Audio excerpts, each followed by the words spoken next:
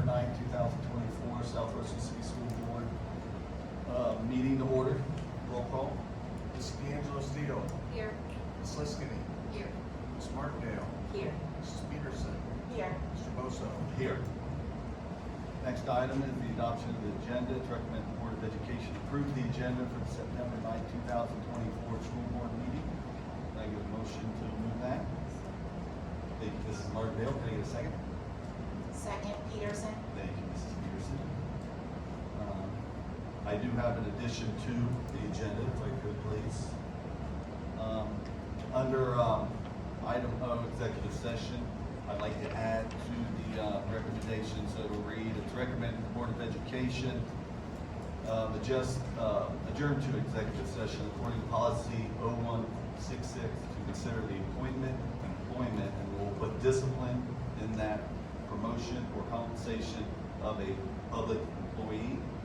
And also, we're gonna add at the end of discussion with the board's legal counsel of disputes involving the board that are the subject of pending or imminent court action. Can I get a second on that too? Second. Thank you, Mrs. D'Angelo Steele. Okay, so we have an amended motion by Mr. Bosso, seconded by D'Angelo.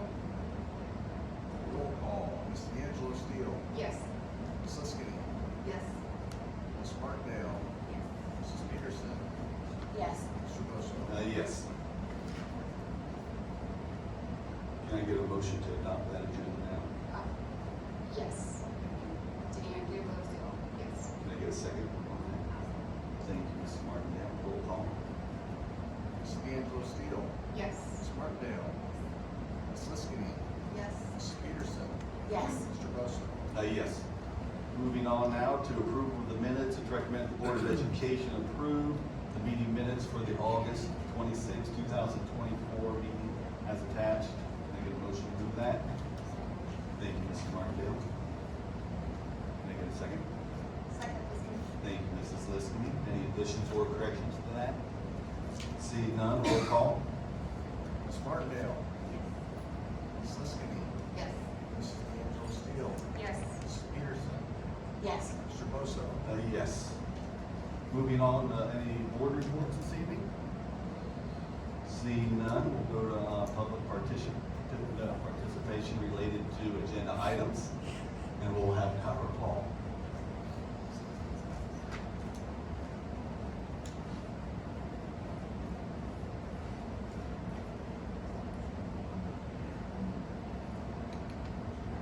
Good evening. I would like to start by thanking you, Mr. Bosso. How are we doing now? Okay. I would like to thank you for taking the time to meet with me about the Stiles Family Resource Center and taking a walk with me to get a very unbiased opinion and view of that building. And it's greatly appreciated, and I don't want that to go unnoticed. During your visit to the Stiles Family Resource Center, we noticed that the center manager's office was a closet. Speechless that full-time positions in our building have no office or office space. Bilingual assistants were in the clinic, and family advocates are in the kitchen. Yeah. So I'm curious as to know how a $5 million preschool building was built that holds 130 preschool students in the morning and 130 preschool students in the afternoon, half of which of both sessions are special needs, and there's one bathroom. There's 4 toilets for girls, 2 toilets and 2 urinals for boys, and I'm not sure how familiar you are with, but little boys don't know how to use urinals. With no designated staff bathroom. This building was built with no designated gross motor space, as we saw. And this building was also built with no safe access to parking or a playground. Parking for the Old Stiles Family Resource Center was an issue when there were just 4 classrooms. There's 10 now. The size of the classrooms aren't big enough to have all the required centers. The sizes of the built-in lockers, height of student sinks, and the size of the desks for the teachers are things that should have been considered but weren't. There was a Grove City Messenger article written last week about that building and how wonderful that clinic was. What would have been wonderful were all the items that I mentioned above being addressed. What would have been great was getting and using the feedback from the people that actually do the work in that building and know what is important. But instead, people that have never spent time in those environments are clearly who made those decisions. Mr. Boso said that the school board didn't get to see those plans. I went through the meeting minutes and you guys didn't. And I think that's a problem. That was something that was mentioned in the minutes for last month. Property Services, I'm sure, talks to people, but they didn't talk to the right people. How do they decide what's most important? Who checks to make sure that the projects are being done and being done in a way that's needed and useful and not what's quickest and the lowest bid for our tax dollars? I assure you that no one working day in and day out was consulted about the Stiles Family Resource Center. And I also want the board to know that I am not ungrateful for that building. As I told Mr. Boso, that building was needed. I just wish it was money better spent to be functional for the families and the students it'll serve. In the Facebook post, there were several things that were highlighted that were talked about in the minutes from last month about tracks and things like that. But there were things noted that Grove City's track is in actually unsafe condition. The Central Crossing track actually doesn't need resurfaced, it needs just replaced. You can stick your hand through it by reaching under it. Those are safety concerns, and I would like to know who's being consulted and in what order are we rating the importance for these projects to be done. There's a board policy, policy number 7100, that talks about facilities planning. And the Board of Education, and it says in part that the Board of Education building program will be designed to provide adequate facilities to conduct educational programs for all students residing in the district. The building program will be based upon specific board policies that have been and will continue to be modified to conform to changes in the curriculum, availability of construction funds, changes in enrollment, and the results of annual evaluations of facilities. The board will establish priorities using these and other relevant factors. The Southwestern City School Board of Education believes that any educational program is influenced greatly by the environment with which it functions. The development of a quality education program and school facilities that help to implement it must go hand in hand.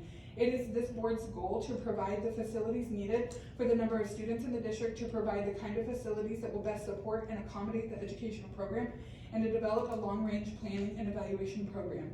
The board recognizes that capital outlay funds are limited and that it must establish priorities in order to make the best use of school building dollar. With that being said,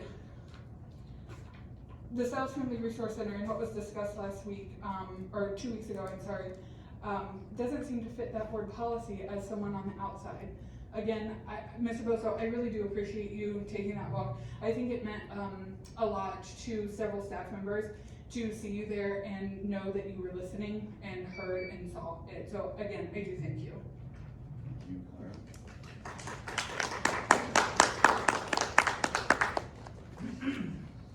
Moving on now, we have student staff achievement with Mrs. Martindale.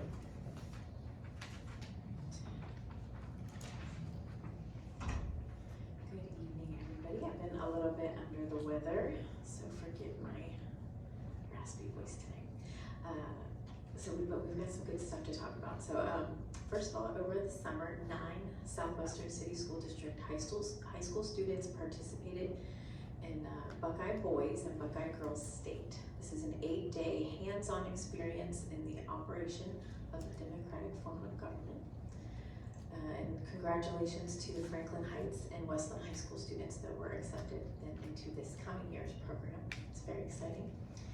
And then this, really, I thought this was just absolutely amazing. So Franklin Heights High School senior Kenny Hewen has been named to the Ohio State University James Comprehensive Cancer Center's CREATES program for high school students. He's one of only 10 students to be named for the program, and it featured over 100 applicants across the state, so it was very limited and he got in. And what that is a paid summer research opportunity at the James. And last week, Kenny presented his research project, and just the name of this is super impressive. It's ELISA-based detection of SARS basically COVID-2 spike antibodies with a peptide library. So I'm just impressed with that title by itself. That's pretty amazing for a high school student. So he was able to make that presentation to Franklin Heights High School administration at the conclusion of that program. So congratulations to him, and I'm excited to see what that young man's gonna do with his life if he's writing things like that in high school. And then congratulations to Westland High School junior Mia Antonuck, who was selected for the 2025 Ohio State All-State Choir. And she will be one of 120 students from around the state of Ohio that will perform at the OMEA Professional Development Conference in February in Cleveland.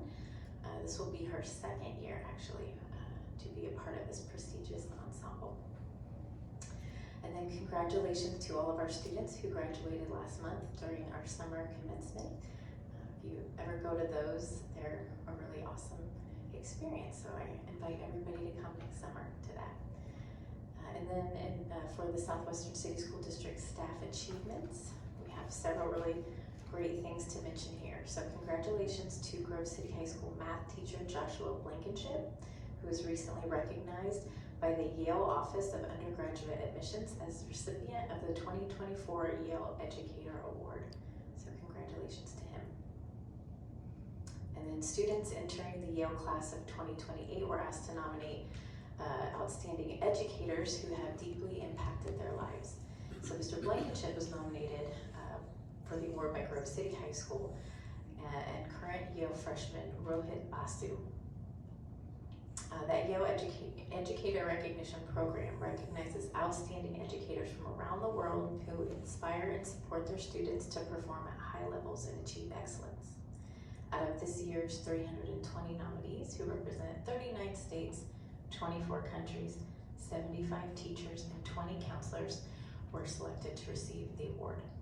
Matriculating students were invited to nominate high school educators, and a committee of Yale admissions officers reviewed each nomination individually.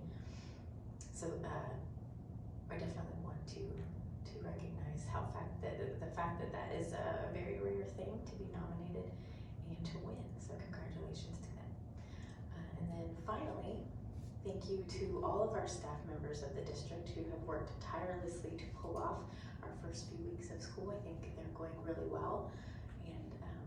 Just a big thank you to all of you who are a part of that. And that wraps up my report for tonight. Thank you, Mrs. Martindale.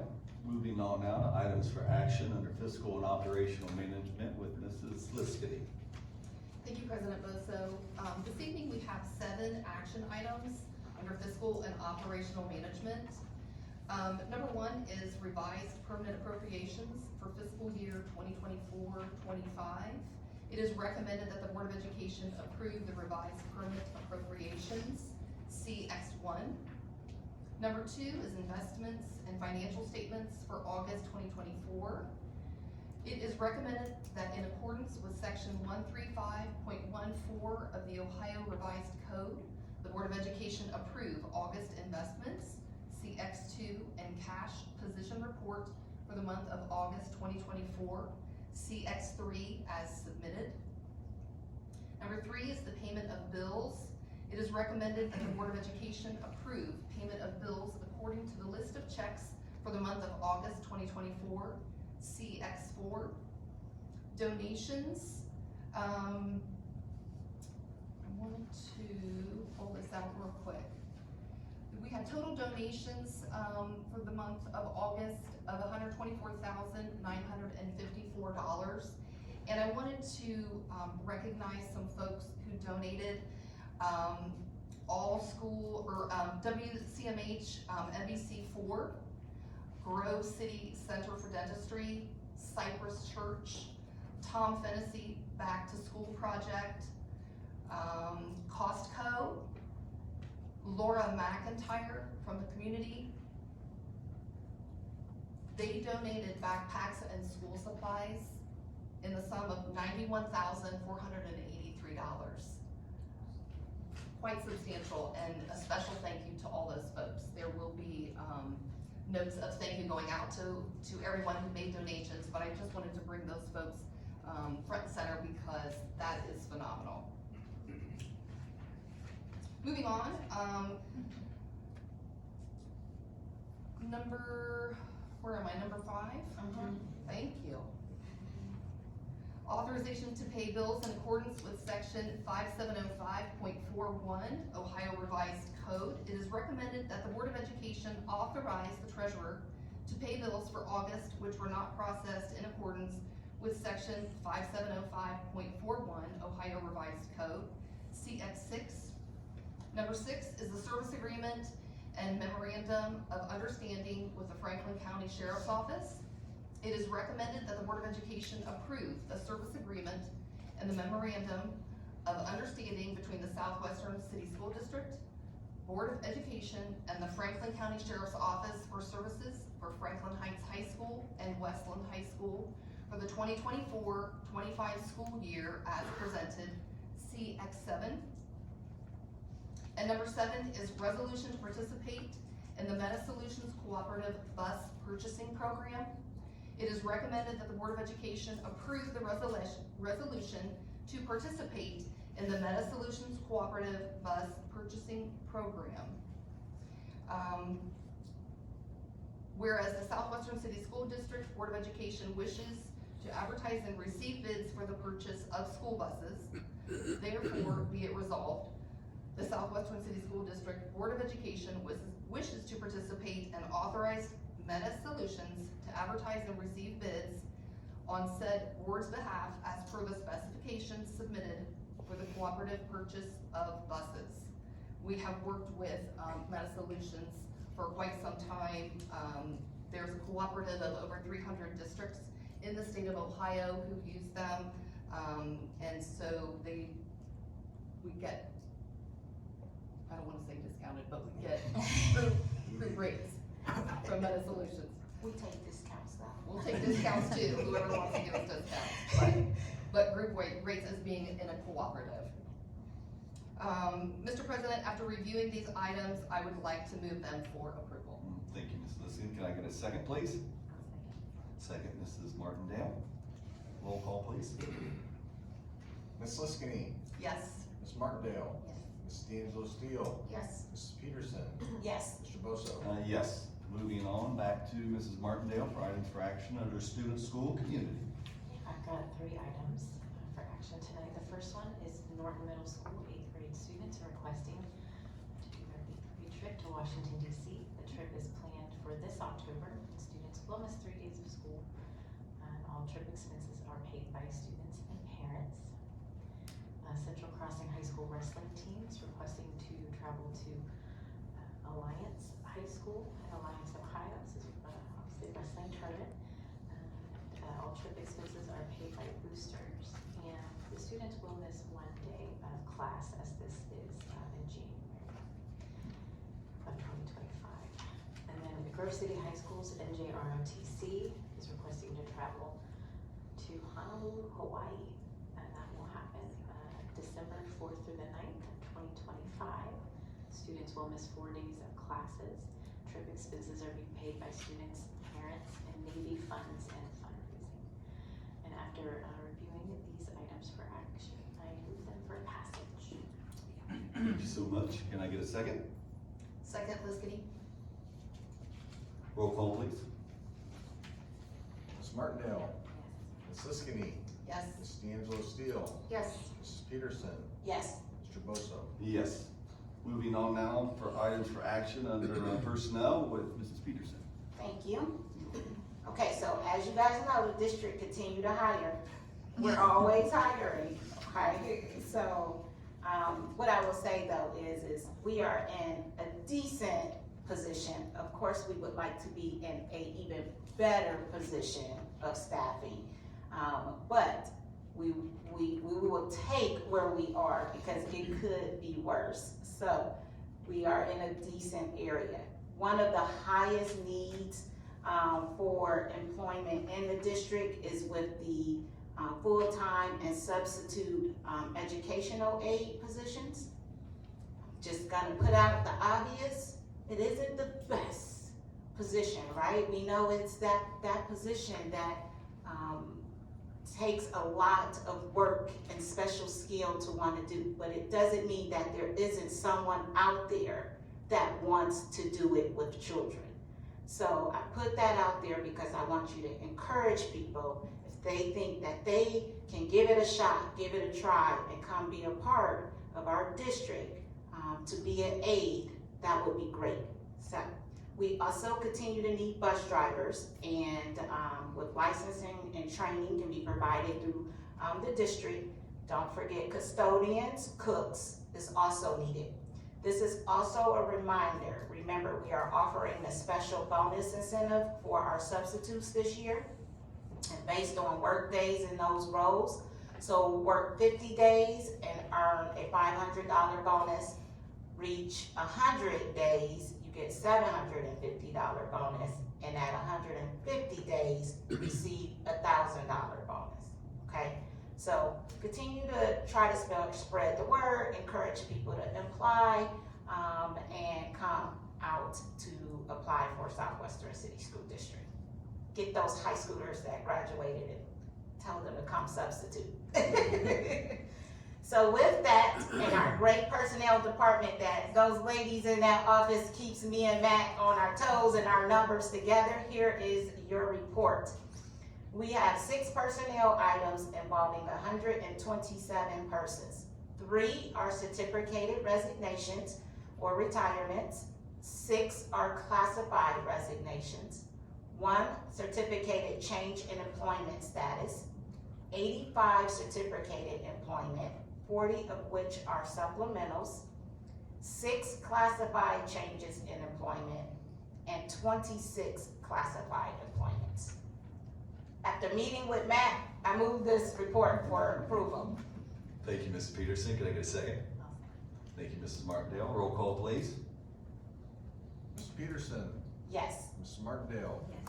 Mrs. D'Angelo Steele, Yes. Ms. Liskini, Yes. Mr. Bosso. Yes. Moving on now to public participation related to non-agenda items. The first speaker will be Lucia Thayer.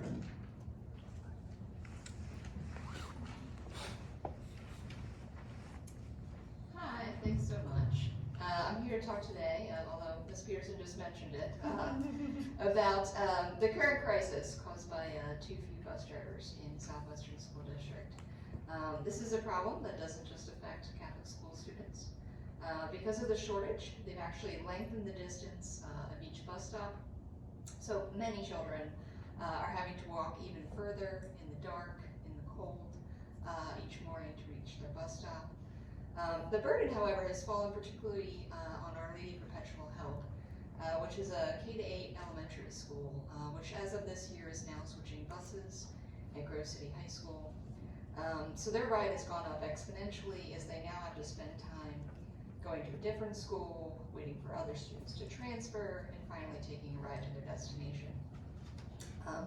Obviously, I understand that with fewer bus drivers, my child's ride will be longer, but now, not only is it longer, we increase the chances that something can go wrong for some of the smallest students in our district.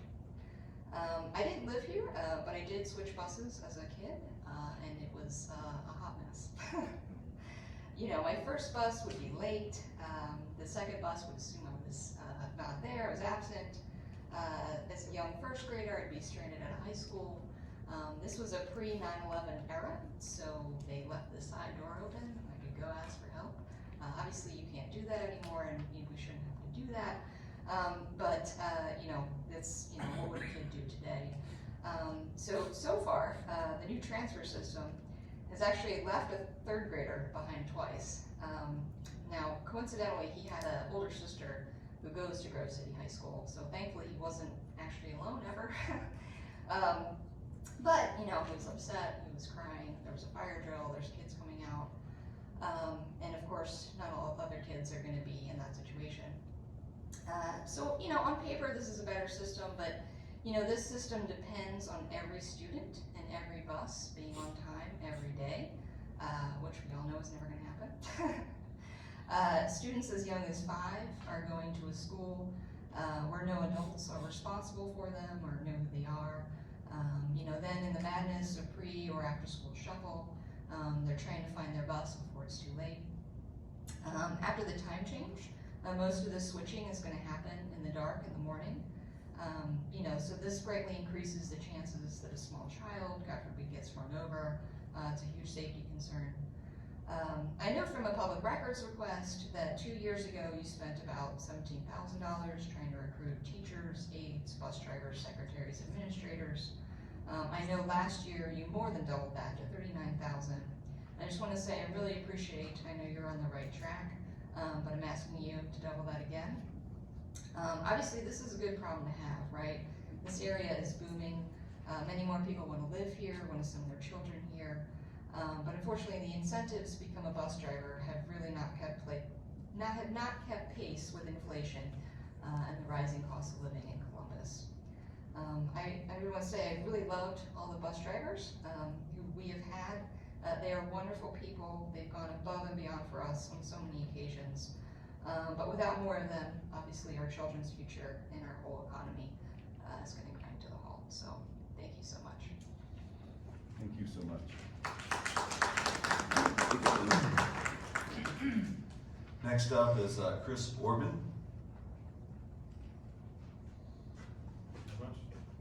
We might pass these around, is that okay? I think it's fine. It's your meeting, so, all right. So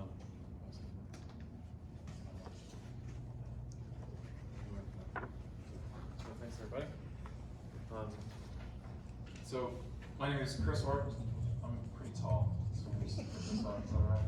I'm hunched over the whole time. My name is Chris Orban. I am a professor in the Nobel Prize winning physics department at Ohio State University.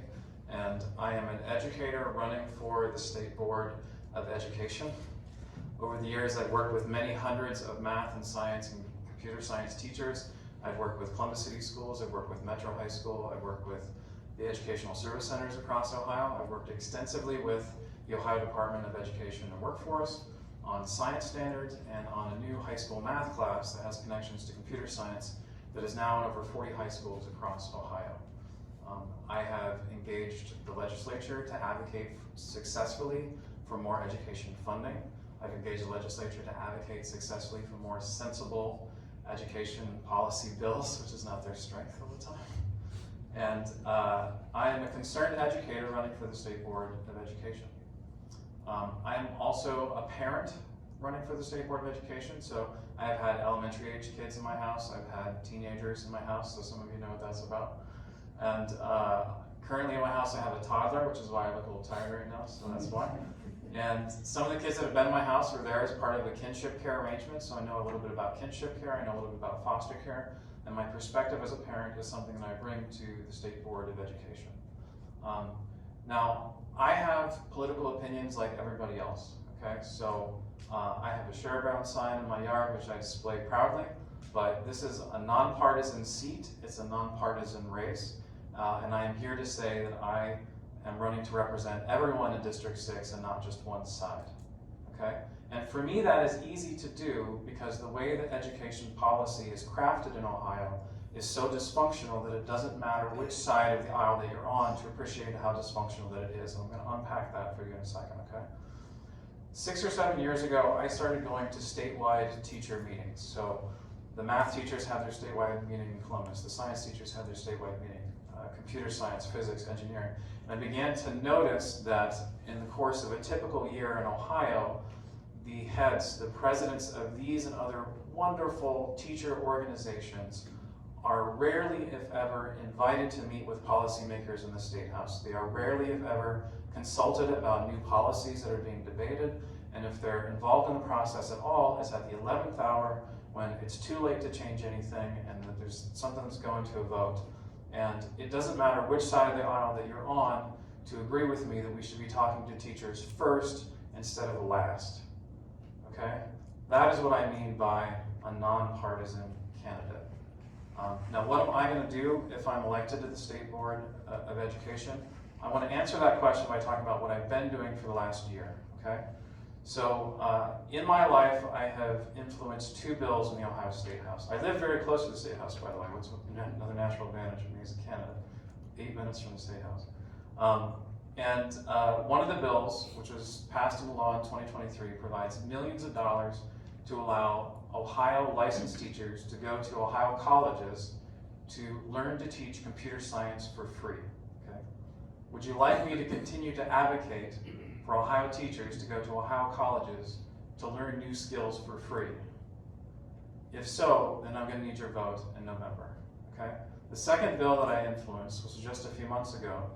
I figured out before almost anybody else did, before the computer science teachers did, before Honesty for Education did, I figured out that there's a legislator who's about to put into the session a new high school graduation requirement, okay? If you want to give a high school principal a heart attack, call them up and say, new high school graduation requirement, okay? I figured it out, and I met with that legislator, and I convinced them to change the wording of the bill so that if it did get signed into law, it'd be easier for schools to implement, okay? That is what I mean by being a nonpartisan candidate. So, my name is Chris Orban. I am a scientist, I am a parent, I am an educator, and I am a nonpartisan candidate for the State Board of Education. Thank you.